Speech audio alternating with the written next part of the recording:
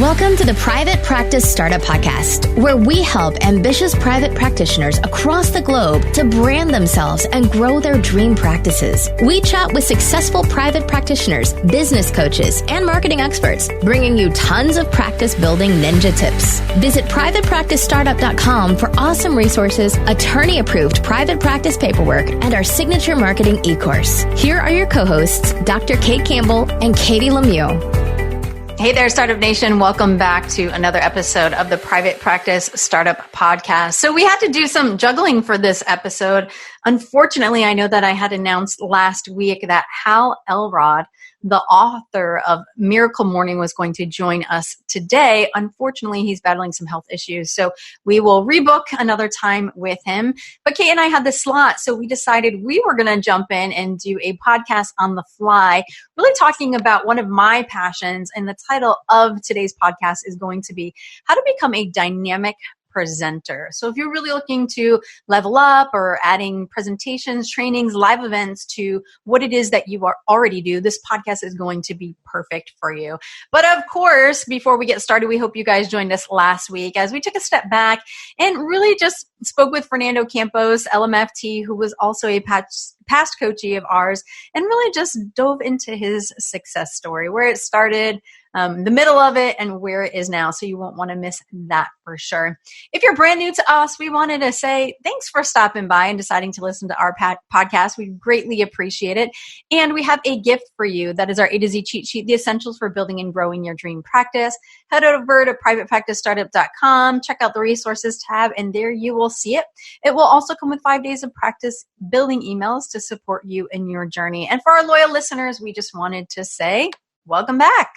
Yeah, I love that we're talking about this episode on the fly. We're thinking about something that we haven't talked about yet, that a lot of our coachees ask about, a lot of Startup Nation asks about, training and presenting and workshops, and how to go about it in a way that you can really connect with your audience, and not only connect with them, but really inspire them to want to work with you, to want to know who you are and what you specialize in and how you can really help them. And this is an area that Katie absolutely shines in.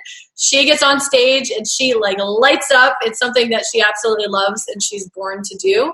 And it's actually something that is not something that I necessarily love. So you're going to have two different approaches to it. I've grown to love it and really enjoy it in terms of really connecting with Startup Nation and providing value for them. But I'm not someone who is a natural born presenter by any means. I am actually someone who had a huge fear of public speaking for a really long time. And I know that's something that also a lot of clinicians struggle with. I'm an introvert by nature, and being in front of a lot of people takes a lot of energy for me. I know when Katie and I do our trainings, I need several days to recover afterwards, just because it really does take a lot, and it's not something that's a natural strength of mine. But I have done many of them and had a lot of practice, and so I've got better and better at it over the years. But this is actually how Katie and I were, born in business together, how we got into business together, because back in it was before 2014, because we launched our first company in 2014, probably 2012. I had attended a training here in Florida, and it was a 16-hour training, and it was super, super boring, kind of like watching paint dry. And if you're anything like Katie and I, we were totally allergic to boring trainings. And I left that training going, oh my gosh, I can't imagine any other therapist sitting through this boring training. We've got to become presenters and to offer the Florida Qualified Supervisor training in the state here of Florida. And so I reached out to Katie because she is someone in my mind who is just a dynamic presenter, exactly what we're going to be talking about on this topic today. And I reached out to her, and we were already working together on the Broward Association for Marriage and Family Therapy as president and vice president for several years, and worked really well together, and decided to start offering the Florida Qualified Supervisor training around the state of Florida. And we launched our first company, K2 Visionaries. And that's really how our business was actually born, which is really cool. And here we are many years later, and really have grown and specialized and continue to present. And it's really taken off in a completely different direction. It's been a wild ride and a very fulfilling one at that. And so I'd love for you guys to hear Katie's perspective on really what it means to be a dynamic presenter and what that entails. So Katie, take it away.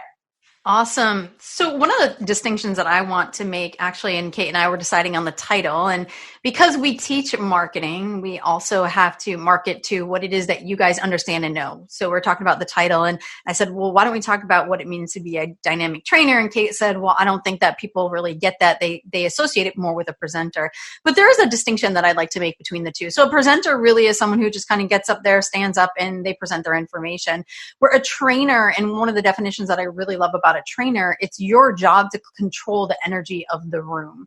So a trainer who is really awesome and dynamic, and you leave that training feeling like, oh my God, that went by so fast. I had so much fun. And you feel alive by that training. It's because that person knows how to manage and control the energy of the room. The reality is that someone can have amazing content, but if they don't make you excited as the audience, it doesn't matter what they say, right? And Kate and I talk about this constantly in marketing, is that we buy based on emotion, right? Majority of us make decisions based off of emotion, but I think it's 70 or 80%.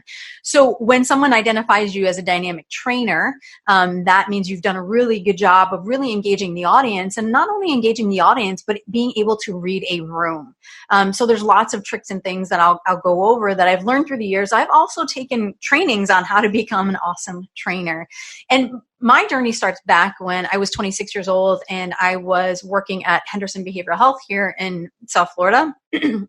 And I had been in a supervisor role, and we had brought in actually a trainer to roll out case management services. Gosh, I'm blanking on the name right now. I can't remember. It'll come to me.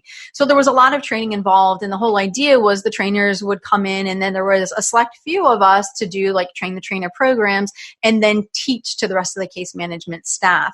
And the really cool thing is, here I am in community mental health. I think at the time, maybe I was making $37,000 as a supervisor. And so one of the cool things is the training offered us a ton of money at the time. And I think it was $1,100 for a full day. So one of the great things about presenting and training is you can make an awesome income with that. And I know when Kate and I have done our live events, we've made upwards between around $18,000. And we've also learned how to sell from stage, right? So there's a lot of aspects that go into, creating training and doing training. One of the things, and I totally relate to what Kate was saying, is I remember sitting in a lot of boring trainings, and you just are doodling, or you're spaced out, and the content could be great, but you're not really getting it and you don't really care. And that's not really valuable to the presenter or trainer's time as well as your time. And I remember one of my superhero natural talents is I want to know, I want to be able to have the audience have an experience, and I can quickly create just off the top of my head, okay, this is the experience I want them to have. And I can kind of create, some type of experiential exercise. And so as I was getting trained by the trainer to do the case management stuff, I'm still trying to rack my brain for the name. It'll come to me. Anyways, it'll come to me. And, I would sit and I would think, okay, well, what do we want them to know and understand? Because we also know that people really retain information based off experience. It's not about reading off a slide. It's not about your fancy PowerPoints. And in fact, that creates a lot of icky energy in the room, right? You guys are relating to this, right? I'm sure you've been to presentations where there's bullet points and a lot of information on the slide, and that's just not really good. So I remember going through this, and a lot of the people that I worked with really enjoyed working with me because I was able to create these really quick experiential exercise to really engage the room. I know early on, and I don't know if I had done this somewhere or if I had just kind of thought about it. But, lunchtime, after lunch, the energy starts to dip down, right? People get tired, they've eaten. And so you also have to be very aware of the outline and what's happening in the room as well, and especially after lunchtime. So I remember as we came back from lunch one day, I said, we're going to do the Macarena. So we got everybody up, and it was really funny because the training room that we were teaching in had video cameras, and HR could see into the training. And all of a sudden, Maria, bless her heart, I love her, she comes running in, joins the Macarena, and it was this is so fun and so amazing. That's really what you want people to get to say about your training or even presentation.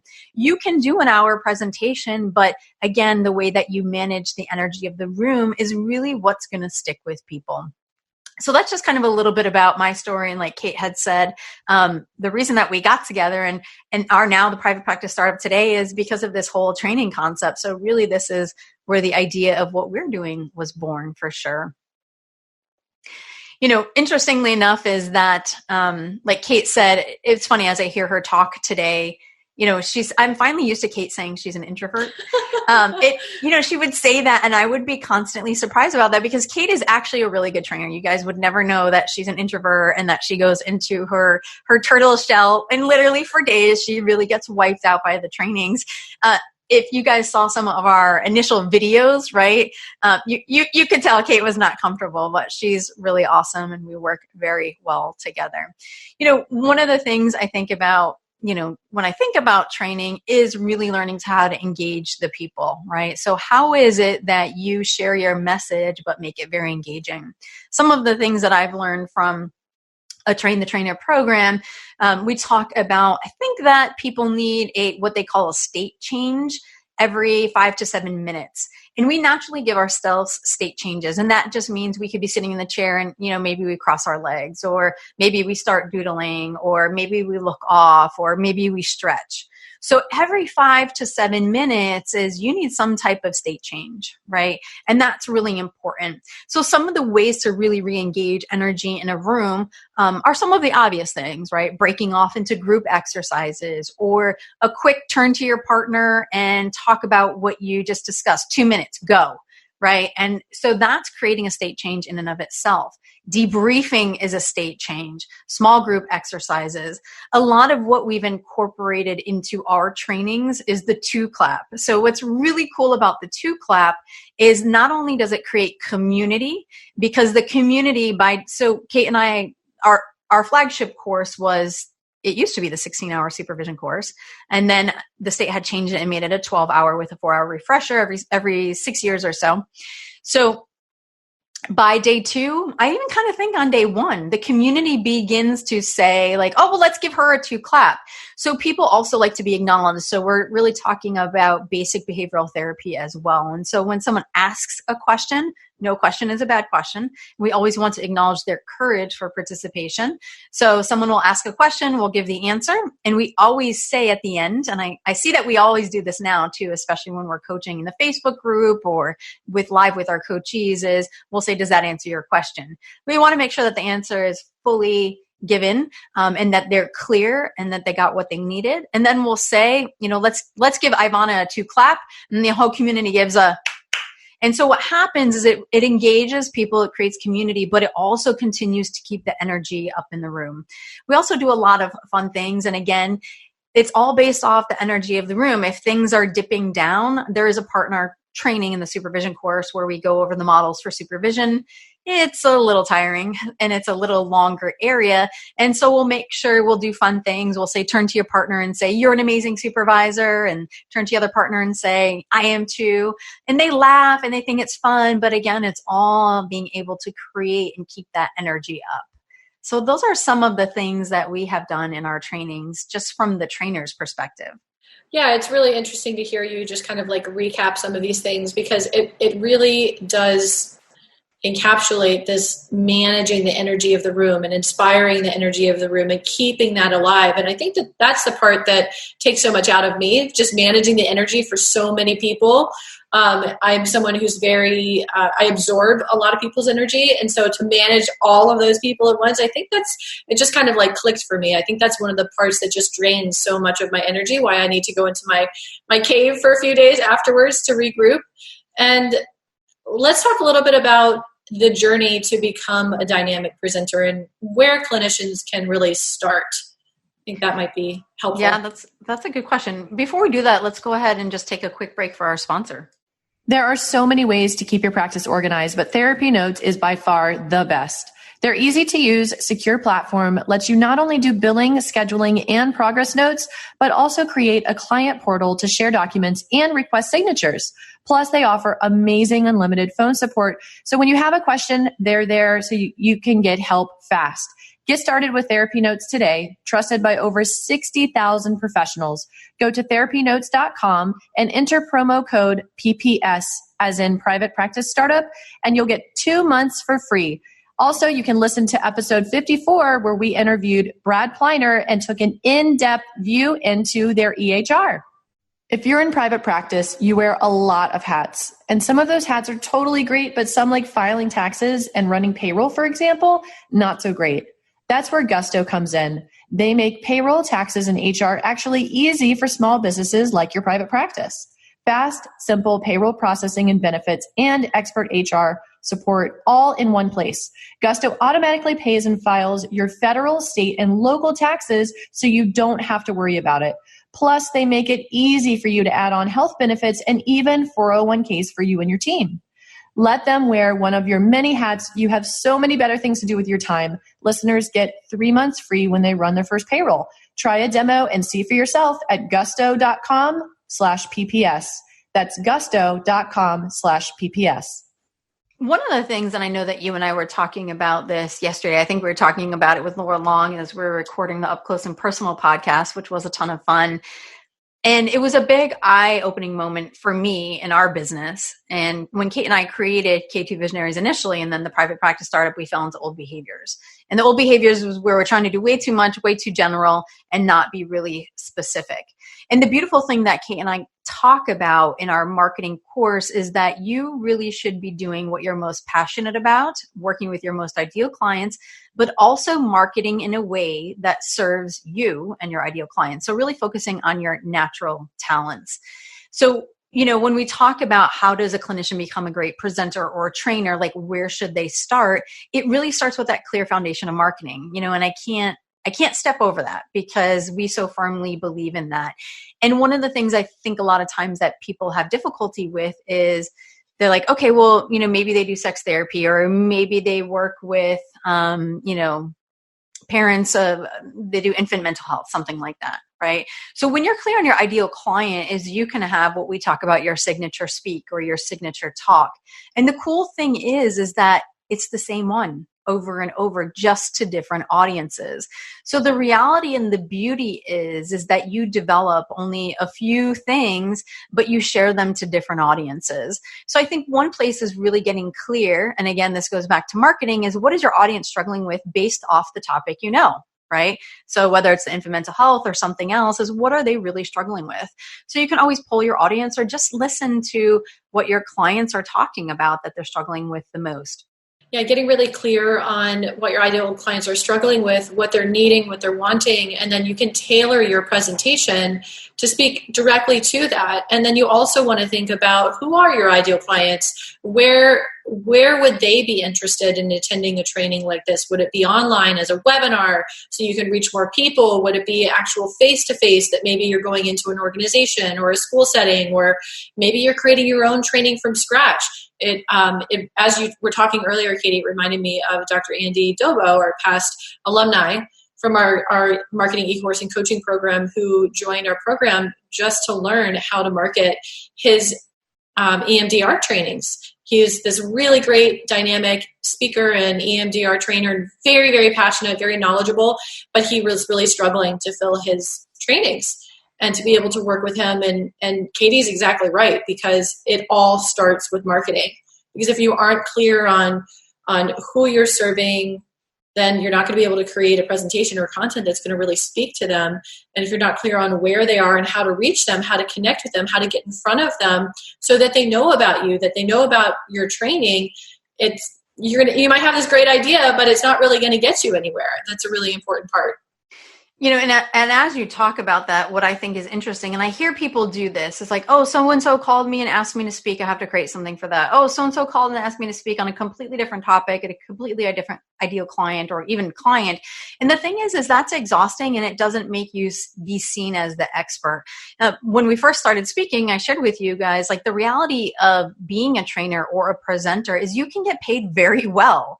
And so you want to be seen as the expert and know what you're saying. And a lot of times, depending on the length of the training, is you want to have a certain amount of tips, and you want to refer to that and make it easy, digestible, understandable information, utilizing acronyms, making things rhyme, right? You want those things to stick out in people's head, which is really important in regards to that. One of the things that Kate and I completely shy away from is those presentations with a whole bunch of words on it. You want to have images, fun things. And these are things that are triggering your own thought process and what you're sharing and saying, rather than being engaged in the presentation. Is you want to be engaged in the room. One of the things that I do remember that I learned from Train the Trainer, I used to, when someone would ask a question, I used to walk up to them, right? And they say, that's a no-no, because your mere presence, because usually they're sitting and you're standing, is that makes them uncomfortable. And in fact, you actually walk farthest away from them into the back of the room. So what you do is you engage the whole room in the discussion. And again, when they're done answering the question, or you're done answering the question, you acknowledge them and you give them the 2 clap. So that's just really important to think about. And for you, when someone calls you and says, hey, I heard you speak at whatever, do you mind if you speak about this here? You'd be like, great. Sometimes you can just change the title or change a few things. But the thing is, it becomes easy peasy for you. And it's so much more enjoyable because it's something that you already know. When we have authors come on the podcast, is they're speaking about the book. And how many times do you think they're on a podcast or on a YouTube video speaking about the same book? They know their information, it's engaging, and it's fun. So those are just some ninja tips, #ninja tips, that we talk about in regards to really crafting that signature speech that you want to talk about. In addition to having the signature speech and really thinking about your content, you also want to think about, how do I continue to have a relationship with these people in the audience? Because oftentimes when you go to speak, you might be speaking to a cold audience. There might be a few people who might have known about you. It's great to get in front of a cold audience because you're expanding your network and you're introducing yourself to a whole room full of people who really don't know who you are and what you specialize in and how you can help them and all of that good stuff. So the goal is to be able to warm up that cold audience and to get them to have the know, like, and trust factor with you so that they consider either referring to you in the future or recommending you for a particular area as the expert, as the go-to person. Or maybe your potential clients are in the audience and they're wanting to actually schedule a session with you. So you want to think about, as you're connecting with the audience, a way to get their information, to nurture the relationship with them over time after the actual training or workshop or whatever event it is ends, whether it's a webinar even. You want to make sure that you think about, okay, what would be something of value that I could offer as an additional giveaway? Not just, hey, join my newsletter, because nobody wants to join a newsletter. To really think about, okay, is there a video series that I could offer? Is there a PDF or a worksheet or something? Maybe it's a complimentary consultation for 30 minutes or for an hour or for another free workshop that you're doing. Whatever that is, you want to think about what that offer is that you want to give away, something of value to them for free in exchange for them giving you their name and the email address. And then you can continue to nurture the relationship with them over time. And as they become warm and you warm them up to a hot audience, meaning that they've actually purchased either your services, your therapy services, if you offer any products or online courses or anything like that, it's kind of like the funnel. You take them through this process of being able to really gain more value from having them in your audience over time, and they continue to gain more value from you too. And I also say, Also for the trainer, but also for the audience, when you do attend a live event, that can be a make or break depending on how you train or how you present. But this is really the opportunity where these either potential clients, like Kate was saying, or current clients get to actually experience you. Like, we're on a podcast right now. We've been talking in your ear. You guys know us from that. But to meet us live or connect with people live, it's a completely different experience because they actually can touch you and talk to you, and it creates the opportunity for a really solid relationship if things go well and how you show up is authentic, both while you're presenting and while you're not. I'm sure we've all heard stories about meeting famous people, out there, and I was going to say the wild, no, it's not a zoo, but just kind of out there in regular life. And some people are like, oh my God, they were exactly like they are. I didn't people expect that. Or some people are like, oh my God, so rude. I didn't even expect that. So it's really important to show up as you are, be as you are. But, training's such a great opportunity. One thing I did want to say about like the signature speech or signature training, Kate and I had done the supervision course. We actually decided to stop doing our supervision course. We just finished our last one in September of 2019. So we had been doing it about 5 years, and we decided we're going to focus all of our efforts back on all of the private practice stuff that we're doing because the marketing is really our passion. But just to give you guys some perspective, really creating a clear training. So the supervision course was initially 16 hours of training, right? And Kate and I have also created our marketing e-course. Both took a year to create and do that really well. Obviously, we weren't working 40 hours on it, but it really does take some training. And also the other great thing about being a really dynamic trainer, presenter, is that you're definitely asking your audience for feedback, and tweaking your presentation is so important to continue to be able to deliver what it is that they're asking about. So that's another really important part of, being a dynamic trainer. And also, if you are uncomfortable, and like Kate said, she had a little bit of stage fright, is really to get out into the audience and engage. Don't stand behind a podium or a microphone. People want to experience you and be connected to you. So whether that's, maybe it's getting on a podcast first and being a guest on a podcast. And again, it's all practice. We've all been there. And the reality is although I love training and I call it my playground, I still get anxious even in the beginning. And in the beginning is you have to realize as the trainer is that's when you are the most anxious, and then the audience is most skeptical of you. So you really have to do a good job of building the relationship quickly. And here's the deal, guys. This is where you guys do a fantastic job. You as a therapist are an amazing presenter and marketer because you know how to build rapport. You can ask questions, you engage in different ways. So those are just some things to also think about in regards to becoming a dynamic presenter. Just to recap what we were talking about today, some of the things that really stood out as we were talking is, I talked about the distinction between a trainer versus presenter. We definitely talked about some trainer ninja tips, and those are really important. And also really how to become a great trainer. And being a trainer is all about managing the energy. And I think what Kate and I want you guys to really take away from our message today is if this is what you're called to do or you want to do it, is just start. It might not be great in the beginning, and no one is, and that's okay. But with practice, you'll get better. I do remember when Kate and I were beginning to learn how to sell products in our live events, which also created an additional income revenue. And it's always around like $3,000. And that was a 15-minute from the stage, a 15-minute, I would be able to generate us $3,000. But the reality is all of those many years of training and knowing what to say and knowing what to do is really important. And I remember when I had shared this with Kate, because the way that we used to do it sucked. And we were really scared because, we didn't like selling either. And I remember the night before the training is whenever I'm afraid to do something is I tell someone else that I'm going to do it because I know that they're going to ask me and that holds me accountable. So I was literally in my spouse's office, like going through and practicing the whole time. I was anxious at the training. Like I felt like I was going to go to the bathroom. I was in my head about this, but you know what? I did it. Right. And then I did it again. Kate has done it as well. But we've kept doing it. And it's funny because Kate had said to me this last time, she's like, wow, sharing the paperwork, that was the best one ever. And I was like, what? I finally felt like it was the best one ever. And it only came from practice. So it's not going to be perfect. You're not going to feel comfortable. You might feel like you want to have a panic attack. It's okay. We've all been there.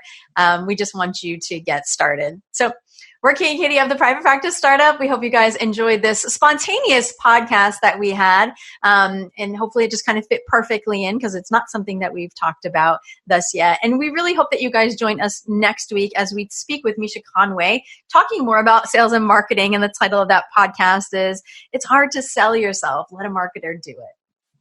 Let's take a moment for our Startup Nation Superhero shout out for this week, which comes from Chris Swinson. We actually had Chris on our podcast recently. It's so cool to see his name pop up here. And he says, Kate and Katie are two very wonderful gals who are filled with great knowledge and wisdom of helping others with their private practice. I was quite honored to be on their podcast as a guest and had a lot of fun doing that. I highly recommend checking out their podcast and becoming a part of the Facebook group, which we now have over 7,000 members in our Facebook group.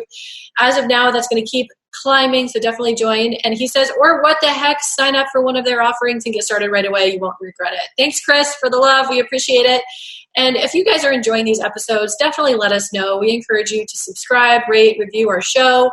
You could always leave us a review on Google My Business or Facebook, or just send us an email. Let us know how this is going for you and if we're really providing the content that speaks to you, that's inspiring you.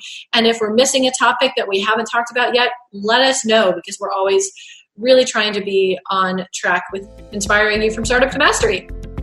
So take care, everybody. Have an awesome and inspired day. Thanks for joining us on The Private Practice Startup. Visit theprivatepracticestartup.com for awesome resources, free trainings, attorney-approved private practice paperwork, and so much more.